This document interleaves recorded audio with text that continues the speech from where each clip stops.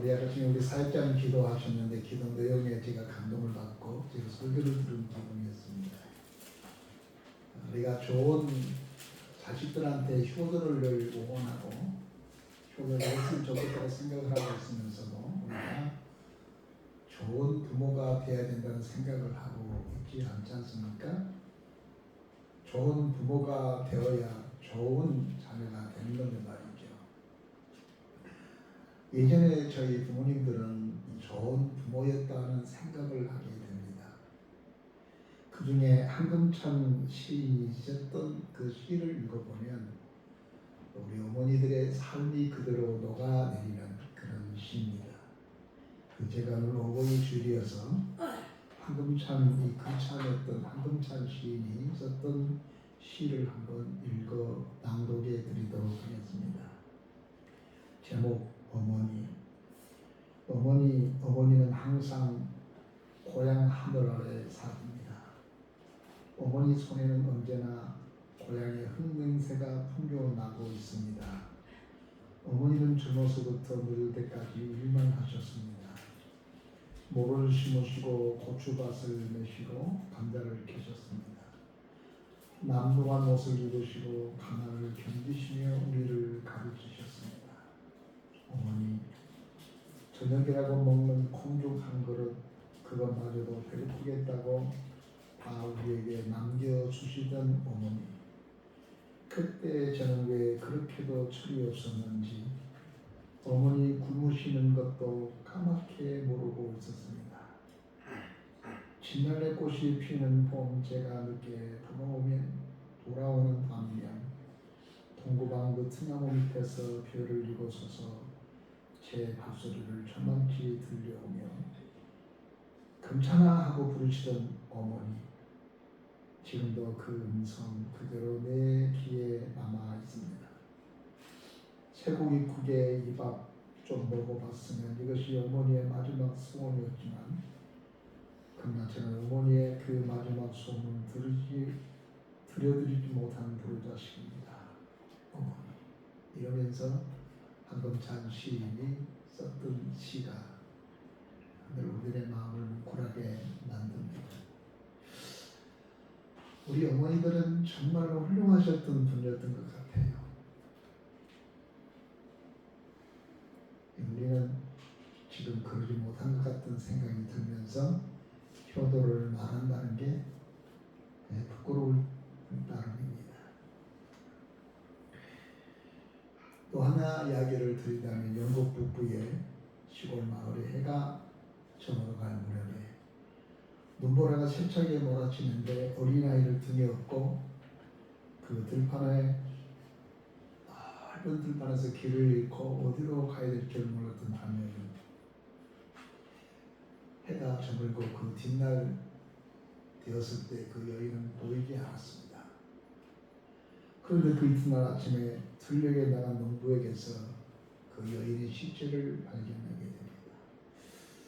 그 여인의 시체는 뻘겋없는 시체였습니다. 이것은 성폭행을 당하는 시체가 아니라 춥디 추운 그날 그 아이가 추워 얼어 죽을까봐 자기가 입고 있는 옷을 벗어서 아이를 똘똘 감았던 것입니다.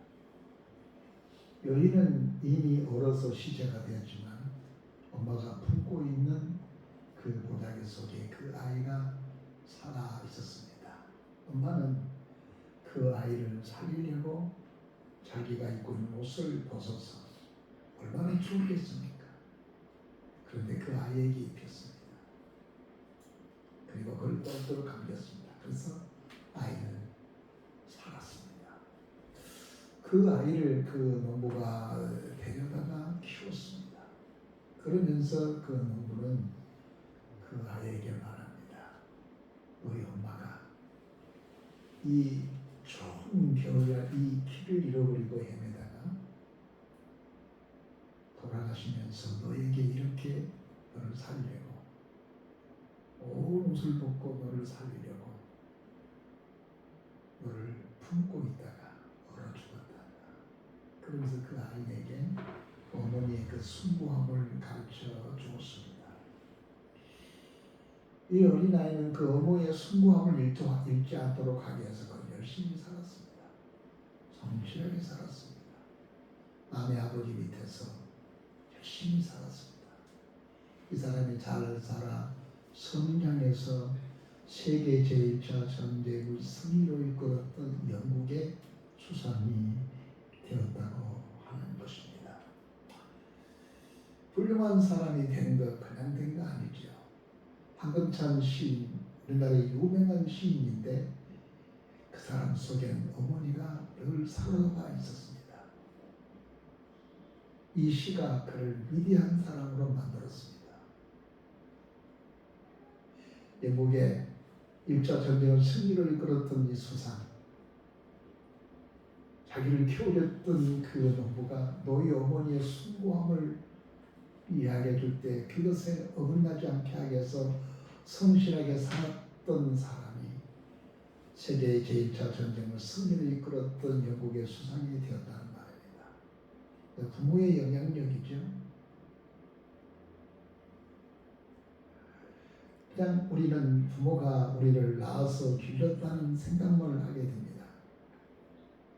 그러나 부모는 우리를 낳고 기른 것만이 아니라 우리로 하여금 위대한 사람이 되어주는 거울이 늘 밑거름이 되어주고 있다고 하는 것을 잊지 말았으면 좋겠습니다. 오늘 우리는 이스라엘 백성들이 애굽에서 구출을 받아서 시내 산 넓은 평지에 모였습니다.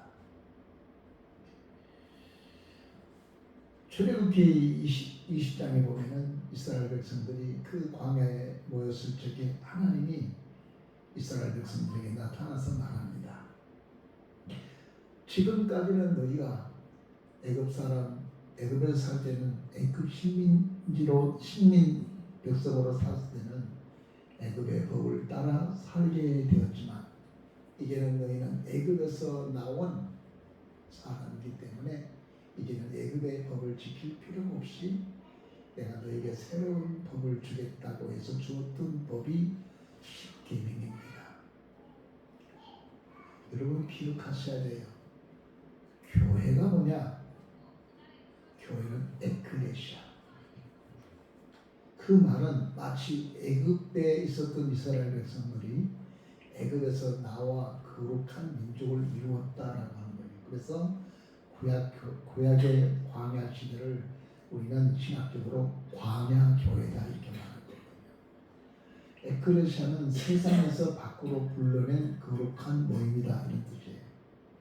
그러니까 우리 교회는 이 세상에 살아가고 있지만 이 세상에서 하나님이 특별히 하나 일일이 불러서 하나의 공동체를 만든 이 공동체를 가리켜서 에클레시아, 거룩한 모임, 밖으로 불러내든 거룩한 모임, 이 교회라는 거예요. 그래서 그리스도인은 이 세상에 살아가면서 이 세상의 법을 준수하고 살아가야 되기도 하겠지만 교회 안에서는 이 교회에 주어진 하나님의 규칙이 있습니다. 그 규칙이 있는데 많지만 우리가 쉽게 접할 수 있는 게 10계명인데 10계명에서 1계명에서 4계명까지는 하나님과 인간과의 관계의 법칙이죠. 그러나 5번부터 10번까지는 사람과 사람과의 관계예요. 수평적인 관계죠. 이 관계를 말할 때 제일 먼저 했던 말이 내 부모를 공경하라 라고 말합니다. 하나님께서 이스라엘 백성들에게 처음에 주어질 때 내 부모를 공경하라. 그러면서 신약에 기록된 말씀을 보게 되면 신약에도 오늘 읽었던 본문의 말씀 보니까 자녀들아 주 안에서 너희 부모를 순종하라. 이것이 어른이라. 공경하는 이야기입니다. 어머니를 공경하라. 어머니의 말씀, 아버지의 말씀을 듣고 순종한 사람이 되라. 이것이 옳으니라. 다른 번역의 말씀을 보면 이렇게 됐습니다. 이것이 주님을 믿는 사람으로서 옳은 일이다. 이렇게 기록되어 있습니다. 세상은 그런다 할지라도 세상 사람들은 부모에게 그렇게 한다 할지라도 너희는 부모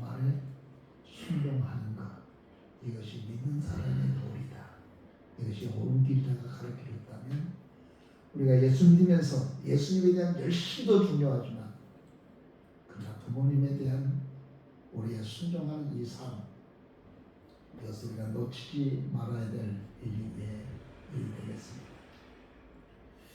근데 여러분, 그 당연한 일이죠. 우리가 부모를 공경하라고 했을 때 그냥 당연한 일이지만 우리 주변은 결코 그럴 수 없는 일들이 우리 주변에 있지 않습니까? 부모를 공경해야겠죠. 그런데 부모를 공경할 수 없는 이런 부모들도 우리가 접하게 되지 않습니까? 부모답지가 않아요. 부모이는 부모인데 자식들한테 큰 해를 끼치는 사람이 있어요. 오래전에 제 교회 청년 중에 하나였는데 그 나기만 했지 키우지 않았던 한 자매가 있었습니다. 부모를 잘 몰라요. 그러다가 돌아가시니까 이 연락이 와서 이 딸이 장례식을 치를 때 제가 주례를 있었던 것 같습니다. 그분뿐이겠습니까? 우리 주변에는 때로 가끔씩 제가 목사로서 목회하는 과정에 어떤 사람은 정말로 일을 다 망가뜨려 놓고 어려운 일이 있으니까 아들 찾아오고 딸 찾아와서 네가 문제 좀 해결해 달라. 그럴 때 그 몸부림치고 있는 그 자녀의 모습을 봅니다. 아버지가 나한테 해준 게 뭔데? 엄마가 나한테 해준 게 뭔데? 왜 내가 이 짐을 져야 되나 하는 그런 가슴 찢은 일을 옆에서 지켜보았습니다. 그들은 곁에서 목사로서 그렇지만 자식으로서 자식이 도리를 해야 됩니다. 나도 화가 나지만 그러나 하나님께서 부모를 공경하라고 했으니까 해야 되지 않겠습니까? 해서 공면에서 일을 치루었던 일들이 많이 저에게 있었습니다. 왜 우리가 그럼에도 불구하고 우리가 하나님을 우리 부모를 공경해야 되는가? 그리고 그의 말씀에 순종해야 되는가? 첫 번째는 그것이 하나님의 뜻이기 때문에 그렇습니다.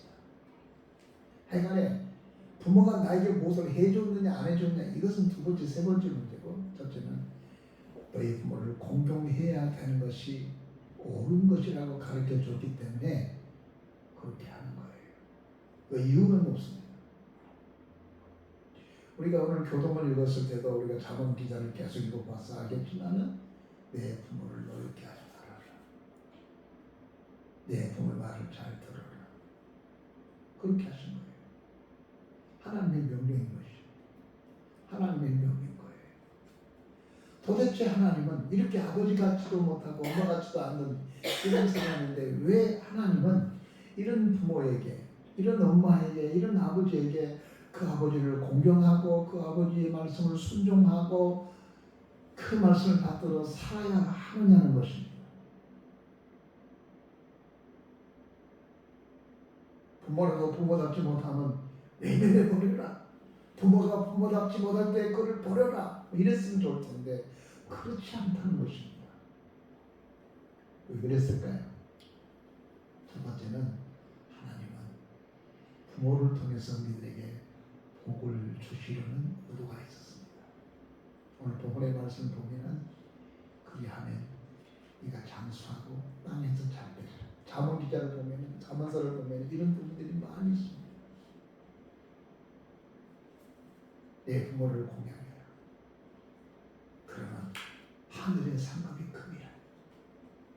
하나님께서는 우리로 하여금 이렇게 자녀를, 부모를 공경하고 잘 섬기게 하게 된 이유가 바로 뭐냐? 부모를 잘 섬기고 공경함으로 말미암아 그 자신에게 복을 주시려는 의도가 거기 있었던 거예요. 부모답지 않아도 그 부모를 잘 섬기면 하나님께서 그 자식, 거기에 복을 주신 거예요. 축복의 비결이에요.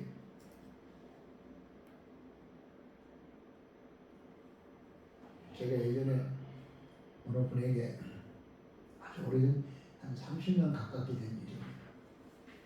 제가 젊었을 때 그분이 어머니가 큰아들을 살다가 큰아들이 나겠어요. 그러니까 둘째 아들이 집에 와서 아빠 방도 세 칸 되니까 와서 살고 싶어서 왔는데 계속 불편한 거예요.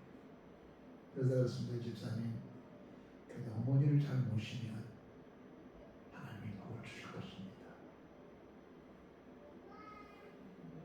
근데 결국에 못 모시더라고요. 넉넉한데 그분이 집에 있으면 좋을 텐데 애들 밥도 해주고 당신이 일하고 있으니까. 그런데 결국 가정도 깨져버리는 거예요. 지금도 고독한 것 같아요. 그런데 어떤 사람은 그 힘들고 어려운 중에도 그 부모님을 끝까지 모신 분 계세요. 그리고 복 받고 살아요. 저는 내 생에 가장 존경스러운 부모를 말하려면 우리 집사람도 있지만 저는 우리 형수님을 존경스러운 부모라고 말하고 싶어요. 우리 형수님은 단양 사람인데 그렇게 공부 많이 못했어요. 가만히 짧으신 분이죠. 우리 어머니가 나이가 드니까 약간 치매기가 오더라고요. 얼마나 힘들고 어려웠겠어요. 우리 형님은 맨날 야 엄마 어머님 때문에 내가 못 살겠다. 오늘도 그냥 막 온 동네 돌아다녀서 어머니 찾으러 다니고 난리 부어졌다. 그래서 어떻게 할 건데요? 야 요양소에 어머니 맡기자. 그래서 가만히 생각하니까 그래요. 내 반 형 반 두고 누나들 이야기해서 어머니 좀 모시도록 그렇게 하시죠. 그래서 내가 강주에 내려갔습니다. 그랬더니 우리 형수님 무엇을 말았어? 뭔 소리냐고. 우리가 방이 없으니까 뭐가 없습니까? 방도 다 어머니 방도 있고 손자들 방도 다 있고 다 자기 방이 있고 사는데 그 어머니 모시기가 뭐가 힘들다. 아니다. 내가 어머니 모시겠다. 그래서 아들 둘은 어머니 요양소에 보낸다는데 우리 형수님께서 우리 어머니 모시겠다고 그래서 그 모셨어요. 근데 결국에 아들들 품에 돌아가시니까 우리 형수님 품에서 세상 뜨셨어요. 내가 지금도 최고 존경스럽고 그 형수님 말하면 제가 아무 말 못합니다. 근데 복 받고 사는 거 있지요. 잘 살아요. 하나님이 우리로 하여금 부모를 공경하고 그리고 부모가 부모답지 못하게 행동하고 말해도 그 말을 순종하고 그 말을 들으면 나중에 그것이 축복이 되고 좋은 결과를 가져오게 된다고 하는 것입니다. 오늘 성경이 그렇게 말씀했습니다. 이것이 믿은 사람으로서 보는 일입니다. 제가 아주 어렸을 때 저희 할머니가 나이가 84살까지 살으셨어요. 그 때 84살까지는 굉장히 고령이었습니다. 지금은 80세들 수두룩하지만 그 당시 때 80세까지 살았어요. 우리 동네에서 가장 나이가 많으신 분이었어요. 근데 요새 말하면 치매인데 그때는 일단 망령에서 노만이라고 했어요. 요즘 상당히 좀 이름이 좋죠. 병명 치매. 우리 할머니가 치매가 왔어요. 엉뚱한 소리 하죠. 내가 들어도 엉뚱한 소리 같아요. 근데 아주 어렸을 때인데 우리 할머니가 엉뚱한 소리 하고 있었는데 저희 아버지는 내가 볼 때도 엉뚱하고 약간 옳지 않은 말을 하는데도 불구하고 우리 아버지가 그러셨어요. 어머니 그러실 거예요. 예. 알았습니다.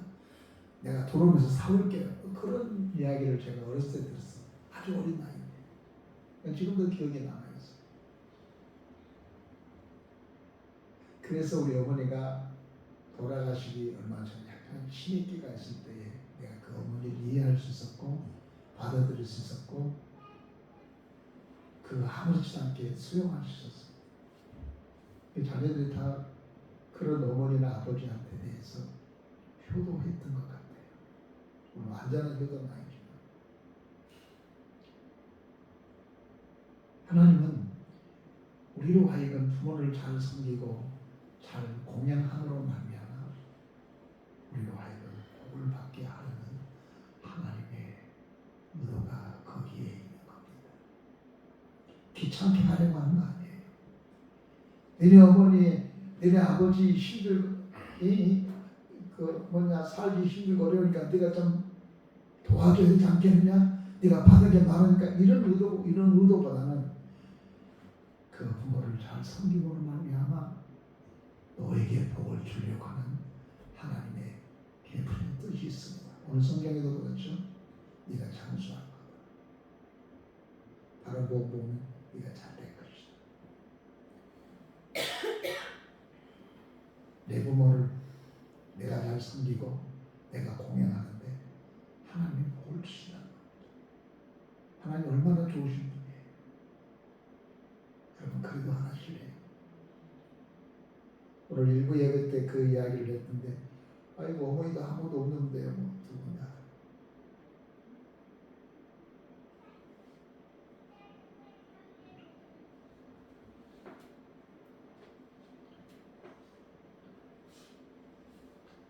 오늘 본문 말씀이 내 아버지 어머니를 공경하는 것이 약속 있는 첫 계명이다. 인간과 인간 관계에서 첫 계명이다. 사람과 사람과의 관계에서 첫 계명이라는 거예요.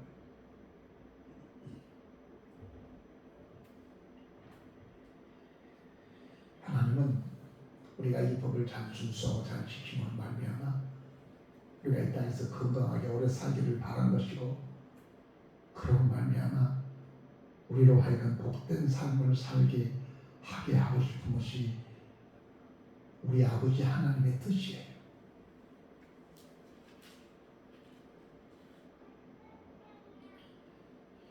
두 번째로 하나님께서는 왜 우리가 우리의 부모를 공경하라고 말씀하시게 되는가 하면은 하나님이 이 땅에 우리를 보낼 때 우리 부모를 통해서 이 땅에 보내셨다고 하는 것입니다. 우리가 하늘에서 뚝 떨어진 건 아니잖아요. 부모님의 허리를 통해서 몸을 통해서 이 땅에 우리가 오게 됐습니다.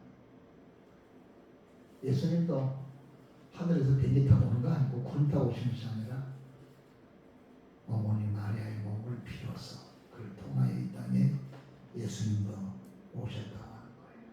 그래서 예수님 마지막에 십자가에 달리면서 예수께서 놓치지 않았던 말이 있는데 요한아 이분이 내 어머니다. 그래서 평생 동안 사도 요한은 예수님의 어머니를 자기 어머니처럼 모시다가 소아시아 피시디안 안디옥 근교에 파묵칼리신 그곳에 그의 예수님의 어머니 마리아를 묻었던 묘가 지금까지 거기에 남아 있습니다.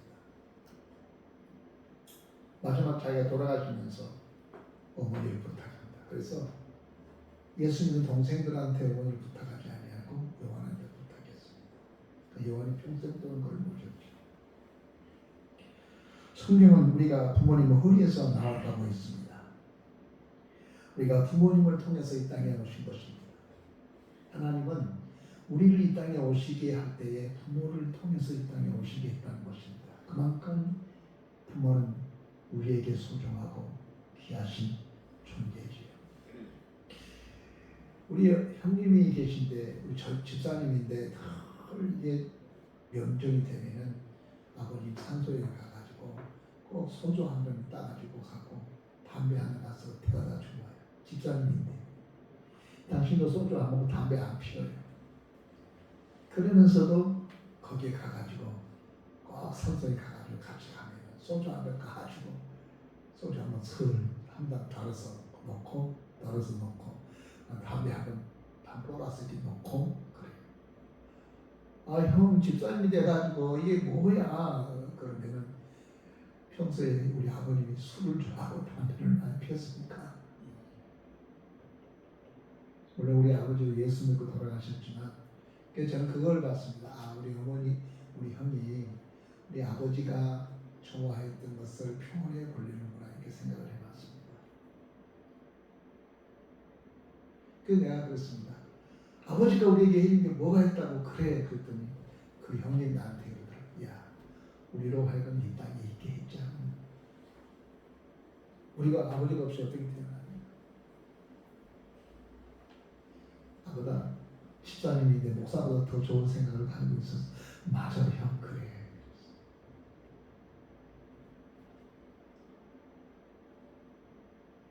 마지막 세 번째는 우리가 기억해야 할 것은 좋은 부모가 되어야만이 우리 자식들을 효도할 수 있게 합니다.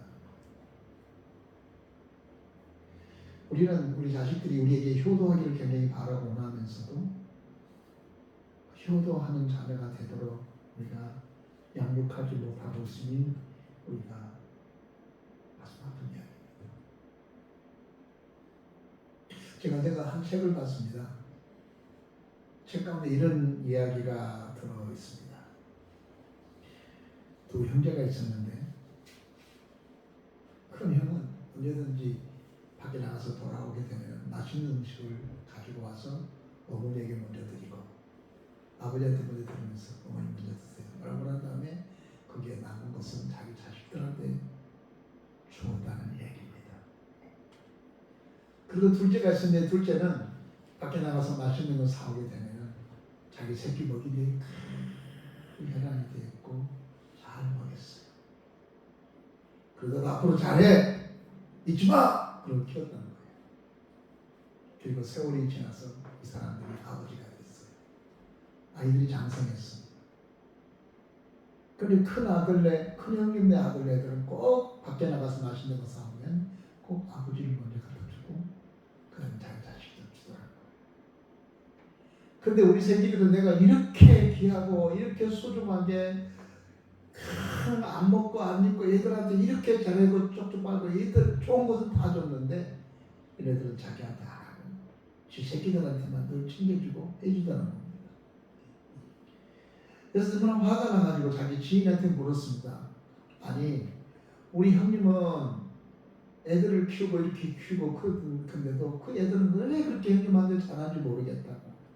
근데 우리 애들은 우리 자식들은 내가 그렇게 좋은 것만 먹이고 늘 챙겨주고 했는데도 애들이 그 지새끼밖에 몰라. 아버지를 못 알아줘.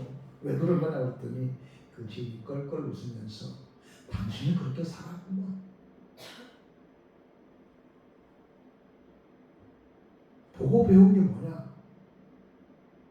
보고 배운 거. 아버지가 늘 맛있는 거 사오면은 그 할아버지한테 드린 것을 보았기 때문에 그 훗날에 그 자식들도 그렇게 하는 거예요. 자기 자식밖에 모르고 사니까 또 그 자식도 아버지 어머니처럼 또 자기 자식밖에 모르게 키우다 보니까 그렇게 되지 않느냐고 그러더라고요. 그 책 내용 중에 무릎을 턱 치면서 후회해요. 내가 잘못 살았구나. 이미 때는 늦은 거예요. 사랑하는 성도 여러분, 하나님은 이 말씀을 우리에게 기록해 놓고 우리에게 이렇게 살라고 가르쳐 주었습니다. 그것이 성도의 도리라는 것입니다. 이것이 옳다고 말했습니다. 여러분, 부모를 공경을 잘 한 사람이 하나님도 잘 믿는 여러분 아시죠? 불효자식 같은 사람이 하나님 믿는 것 그거 못 믿어요. 지네 부모한테는 아주 개떡처럼 대하면서 뭐 주여 할렐루야 할 텐데 그거 못 믿어요. 그래서 하나님이 하신 말씀이 보이는 너희 부모도 잘 공경하지 못하면서 보이지 않는 나를 공경한다고 거짓말을 하는구나. 썩 뻗어나갔어요. 예전에 왕이 자기 재상을 뽑을 때 제일 중요하게 생각하고 조사했던 것이 이 사람이 효자였느냐. 아무리 뛰어나고 아무리 기가 막힌 두뇌를 가지고 있어도 효자가 아니었으면 세상으로 등용하지 않았다. 제일 먼저 이 사람이 효자였느냐, 부모를 얼만큼 공경했느냐, 이렇게 보면서 세상으로 뽑았답니다. 왜냐하면 부모에게 효도하는 사람은 왕한테도 잘하기 때문이라는 것입니다.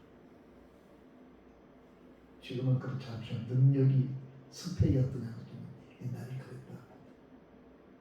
하나님도 그랬습니다. 부모를 공경할 줄 아는 사람이 하나님을 잘 공경한다는 것입니다. 이제 여러분 말씀을 맺으려고 합니다. 오늘이 어버이 주일이죠. 우리가 어버이 주일을 맞이하면서 생각하는 것은 하나님께서 우리에게 향하신 뜻이 무엇인가를 생각해 봐야 돼요. 내 부모한테 잘하겠다, 그래야 사람 도리야, 이런 차원을 조금 올라서서 있게 생각이 됩니다. 내 부모의 말씀을 순종하라, 이것이 옳으니라. 다른 번역으로 보면 이것이 우리에게 향하신 하나님의 뜻이라고 한다면 우리가 그렇게 살아야 되고 그렇게 행동해야 되는 것이 그리스도인의 힘을 기억하며 살아가는 여러분 되기를 주 이름으로 축원해 드립니다. 기도하겠습니다. 전능하신 우리 아버지 하나님 감사합니다. 오늘 우리가 어버이 주일을 맞이해서 너희가 내 부모를 공경하고 부모 말씀을 순종하는 것이 우리에게 행하신 하나님의 뜻이며 우리의 도임을 가르쳐 주셨던 주여, 우리가 이 말씀을 가슴에 새기며 어떻게 우리가 살아가야 할 것인가를 생각하는 저희들이 되게 하여 주시옵소서. 우리 아버지 하나님, 점점 효가 사라지는 이런 때에 세상의 효는 넘실 거리지만 그리스도의 효가 사라져가는 이런 때에 그리스도인으로서 마땅히 할 이 도리, 부모의 말에 순종하는 공경의 표상인 이 순종을 잘함으로 말미암아 너희는 하나님께 영광을 돌리고 그리고 우리 주변 사람에게 하나님께 영광을 돌리게 하는 삶을 살게 하여 주옵소서. 아멘. 예수님의 이름으로 기도하옵나이다. 아멘. 찬송가 199장 찬송하겠습니다.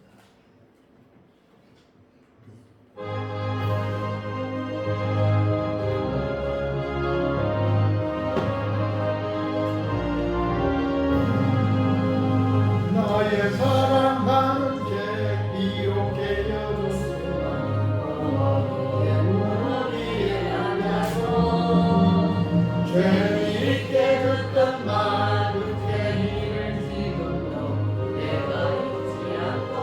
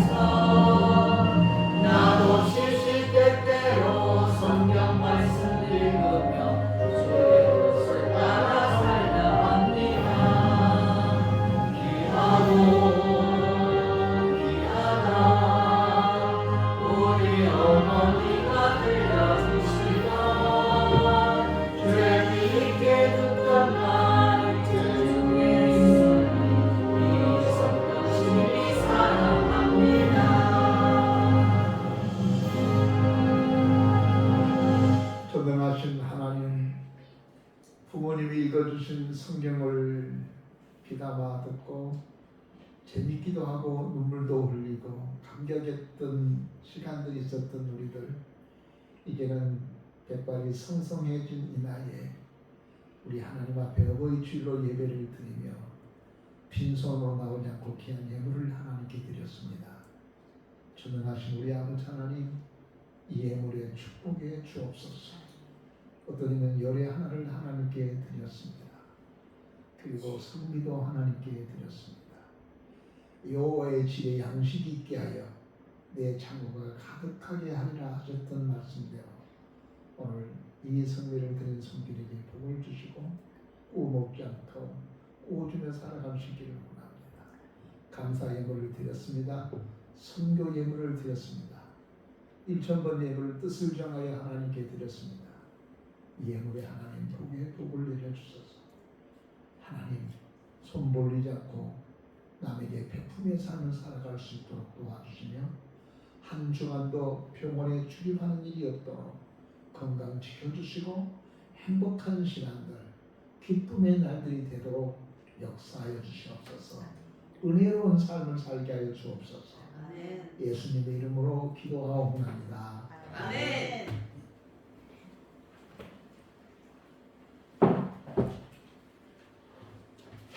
교회 앞에 강도 말씀드리겠습니다. 오늘 노방전도 없고요. 다음 주에는 각 기관 룰레로 모이겠습니다. 이번 달은 가정 회복의 달입니다. 그래서 가족과 연결되는 그런 행사가 많이 있습니다. 우리는 지금 어버이 주일로 드리고 있습니다. 저는 내일 수원노예 교육자 수련회차 갔다가 그 다음날 오게 됩니다. 다음 주일은 성령 강림 주일로 예배를 드리게 됩니다. 기도해 주십시오. 예배를 돕는 자, 반주자를 위해서 기도해 주시면 고맙겠습니다. 우리 백경훈 권사님께서 강의하신 꽃을 준비하셨습니다. 감사합니다. 다른 강의 없으면 다 같이 자리에서 일어서겠습니다. 아니 요즘 대에서 어르신들한테 준비를 아 그래? 예. 회장이 나오셔서 회장님 나오셔서 이렇게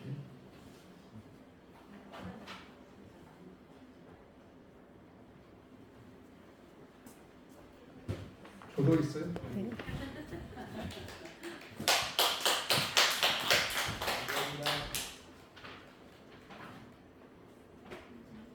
장모님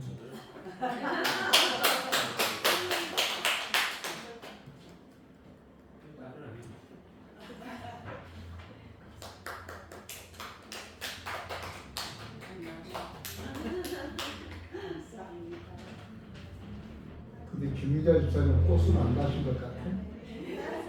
아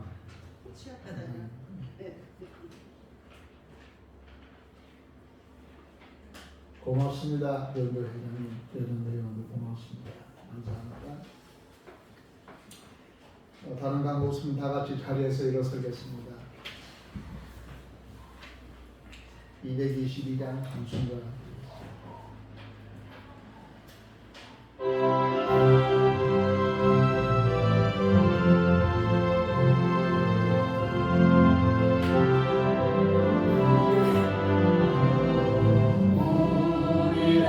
만날 때까지 하나님이 함께 계셔 군대로서 인도하며 도와주시길 바라네. 다시 만날 때 예수와 함께 만날 때 다시 만날 때 그때까지 신바라네. 이제는 우리 주 예수 그리스도의 은혜와 우리 아버지 하나님의 무한하신 사랑과 성령님의 감동 감화 내게 교통하시니 이제로부터 영원토록 함께 계시릴지어다. 아멘.